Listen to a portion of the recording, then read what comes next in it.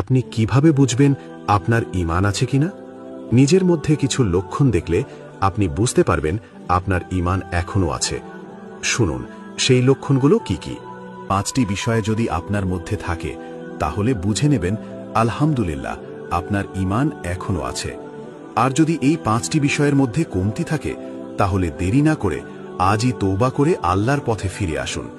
Number 1, আপনি যদি গুনাহ করে ফেলেন আর পরে আপনার মনটা কষ্টে ভরে যায়, আপনি আফসোস করেন, তাহলে বুঝবেন আপনার অন্তরে ঈমান জাগ্রত আছে।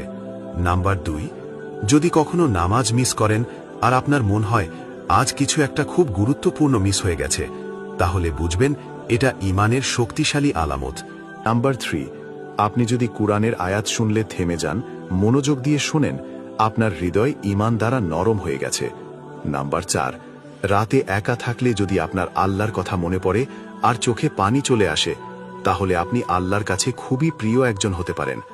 নাম্বার 5, আপনার ভিতরে যদি গুনাহ থেকে বাঁচার ইচ্ছা জাগে, আপনি নিজেকে ভালো মানুষে রূপান্তর করতে চান, তাহলে ইনশাল্লাহ আপনি ঈমানদারদের তালিকায় আছেন।